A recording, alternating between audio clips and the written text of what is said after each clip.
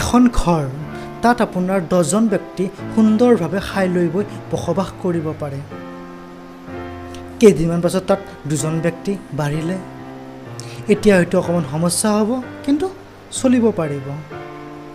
কেইদিনমান পাছত আকৌ 5জন ব্যক্তি বাঢ়িলে। এতিয়া হয়তো সমস্যা অলপমান জটিল হ'ব। আগতে যদি আপোনাৰ এখন বিচনাত 2জন ব্যক্তি আছিলে, এতিয়া 3জন থাকিব।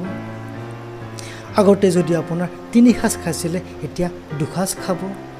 আগতে যদি আপোনাৰ সপ্তাহত এদিন মাছ মাংস খাইছিলে, এতিয়া মাহত এদিন খাব।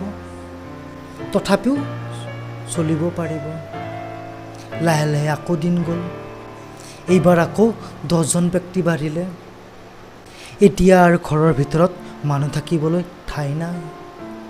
তাৰ বাবে কাৰোবাক ঘৰৰ বাহিৰ কৰাটো খুবেই দৰকাৰী। আৰু ঘৰৰ বাহিৰ মানেই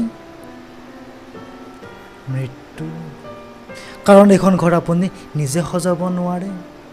এইখন ঘৰ আপুনি নিজে সৰু কৰিবও নোৱাৰে, ডাঙৰো কৰিব নোৱাৰে। কাৰণ এইখন ঘৰেই হ'ল আমাৰ পৃথিৱী। আৰু যাৰ অৱস্থা বৰ্তমান সময়ত সেনেকুৱাই।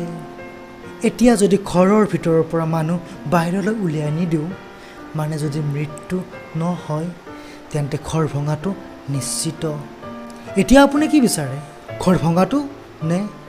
নমস্কাৰ, মই পংকজ দাসে অন্য এটি ভিডিঅ'লৈ আপোনালোকক স্বাগতম জনাইছোঁ। আজিৰ পৃথিৱী খুব সংকটত।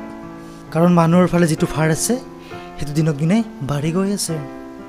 তো ইয়াৰ বাবে মৃত্যু অনিবাৰ্য। এতিয়া আপুনি ভাবিব, এইষাৰ মই কি ক'লোঁ? মৃত্যু হয়তো কথাষাৰ আজি আপুনি উপলব্ধি নকৰিব পাৰে, কিন্তু এয়াই সত্য। পৃথিৱীৰ ভাৰসাম্যতা বজাই ৰাখিবৰ কাৰণে আজি প্ৰকৃতিয়েও অৰিহণা যোগাই আছে।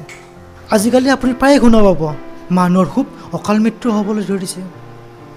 গা ধুবলৈ গৈ মৃত্যু, বানপানীত মৃত্যু আদি বিভিন্ন ধৰণৰ। সেইফালে আপোনাৰ ভূমিস্খলন, সেইফালে আপোনাৰ ভূমিকম্প আছেই, আৰুতো আমাৰ কৰোণা আছেই।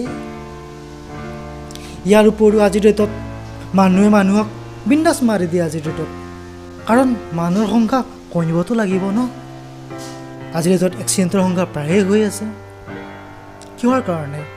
ভাবি চাবলৈ গ'লে ইয়াৰ উদ্দেশ্য এটাই, মানুহৰ সংখ্যা কমিব লাগে।